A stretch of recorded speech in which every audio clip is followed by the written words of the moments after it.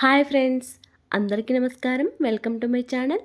ఈరోజు మన ఛానల్లో మరొక కొత్త రెసిపీ వచ్చేసి మంచి రుచికరమైన ఉప్మాని ఎలా చేయాలో చూసేద్దామండి.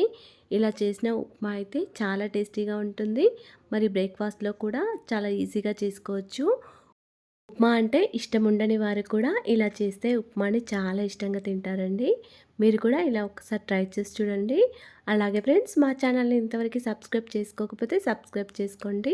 పక్కనే ఉన్న బెల్ బటన్ని ప్రెస్ చేయండి ఫ్రెండ్స్. అప్పుడే నేను పెట్టే ప్రతి వీడియో మీకు నోటిఫికేషన్ ద్వారా వస్తుంది. మరి టేస్టీగా, సింపుల్గా, క్విక్గా చేసుకునే ఈ ఉప్మాని ఇప్పుడు ఎలా చేయాలో చూసేద్దాం. ఉప్మా చేయడానికి ఇక్కడ నేనైతే ఒక 4 వరకు పచ్చిమిర్చిని ఇలా కట్ చేసుకున్నాను. ఒక పెద్ద సైజ్ ఆనియన్, ఒక క్యారెట్, ఒకటి ఎండుమిర్చి, ఒకటి చిన్న టమాటో, కొంచెం కరివేపాకు, కొద్దిగా పుదీనా, కొద్దిగా కొత్తిమీరను కట్ చేసుకొని పెట్టుకున్నానండి.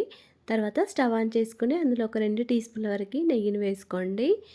తర్వాత ఒక టేబుల్ స్పూన్ వరకు ఆయిల్ వేసుకోండి. మీకు నెయ్యి ఫ్లేవర్ నచ్చకపోతే మొత్తం ఆయిల్ అయినా వేసుకోవచ్చు. ఇలా నెయ్యి ఆయిల్ వేడైన తర్వాత దీనిలోకి ఒక 3 టీ స్పూన్ల వరకు పల్లీలను వేసుకొని ఫ్రై చేసుకోవాలి. పల్లీలు కొద్దిగా ఫ్రై అయిన తర్వాత జీడిపప్పు వేసుకోండి. ఒక 10 వరకు జీడిపప్పులను వేసుకొని మంచిగా ఫ్రై చేసుకోండి. ఇలా పల్లీలు జీడిపప్పు ఫ్రై చేసిన తర్వాత ఒక గిన్నెలోకి తీసుకొని పక్కకు పెట్టుకోండి. తర్వాత అదే ఆయిల్లో ఒక టీ స్పూన్ వరకు జీలకర్ర ఆవాలు, ఒక హాఫ్ టీ స్పూన్ వరకు శనగపప్పు, మరొక హాఫ్ టీ స్పూన్ వరకు మినపప్పు వేసుకొని ఫ్రై చేసుకోండి. ఇవి కొద్దిగా ఫ్రై అయిన తర్వాత కట్ చేసుకొని పెట్టుకున్న పచ్చిమిర్చి వేసుకోవాలి. తర్వాత ఒక ఎండుమిర్చిని ఇలా సగానికి చుంచి వేసుకోండి. కట్ చేసుకొని పెట్టుకున్న క్యారెట్ ముక్కలు కూడా వేసుకోవాలి. క్యారెట్ ముక్కలు కొద్దిగా ఫ్రై అయిన తర్వాత కట్ చేసుకొని పెట్టుకున్న ఆనియన్స్, కరివేపాకు, పుదీనా కూడా వేసుకోండి. ఇలా అన్నీ వేసిన తర్వాత ఒకసారి కలుపుకోవాలి. క్యారెట్ ముక్కలు కొద్దిగా ఆయిల్లో మగ్గే వరకు ఇలా ఒక 1 మినిట్ వరకు మూత పెట్టుకొని ఉంచుకోండి. ఒక 50 సెకండ్స్ తర్వాత మూత తీసేసి టమాటా ముక్కలు కూడా వేసుకొని మళ్ళీ ఒకసారి కలుపుకొని మళ్ళీ ఒక 1 మినిట్ వరకు మూత పెట్టుకొని ఉంచుకోండి. మనం వేసిన క్యారెట్, టమాటా ముక్కలు కూడా కొద్దిగా ఫ్రై అయిన తర్వాత దీనిలోకి కొద్దిగా కొత్తిమీర కూడా వేసుకొని ఒకసారి కలుపుకోండి. ఇప్పుడు ఇందులోకి ఒక టీ స్పూన్ వరకు కసూరి మేతి, ఒక హాఫ్ టీ స్పూన్ వరకు అల్లం వెల్లుల్లి పేస్ట్ వేసుకోండి. ఇవి మాత్రం అస్సలు స్కిప్ చేయకండి. ఇలా కసూరి మేతి, అల్లం వెల్లుల్లి పేస్ట్ వేయడం వల్ల ఉప్మా చాలా టేస్టీగా ఉంటుందండి. ఇలా ఒక్కసారి మీరు కూడా వేసి చూడండి. అలాగే ఇప్పుడు ఇందులోకి ఒక 2.5 గ్లాసుల వరకు వాటర్ వేసుకోవాలి. మీకు ఉప్మా ఎక్కువగా కావాలనుకుంటే కొన్ని వాటర్ ఎక్కువైనా వేసుకోవచ్చు.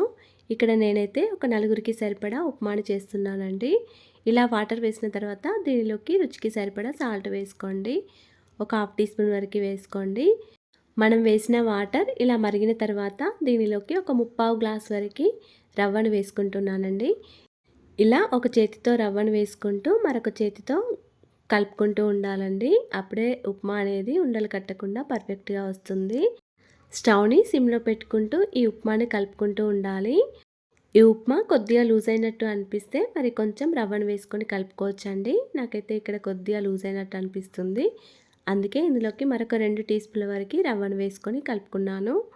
మొత్తం అంతా కూడా బాగా కలిపిన తర్వాత దీనిపైన మూత పెట్టుకొని ఒక 2 మినిట్స్ వరకు ఉంచుకోండి. ఒక 2 మినిట్స్ తర్వాత మూత తీసేసి మళ్ళీ ఒకసారి మొత్తం కలుపుకోండి. ఉప్మా అనేది అప్పుడు కొద్దిగా దగ్గరగా అయిపోతుంది. ఇప్పుడు దీనిలోకి మనం ఫ్రై చేసుకొని పెట్టుకున్న పల్లీలు, జీడిపప్పు వేసుకొని మళ్ళీ ఒకసారి మొత్తం అంతా కలుపుకోవాలి.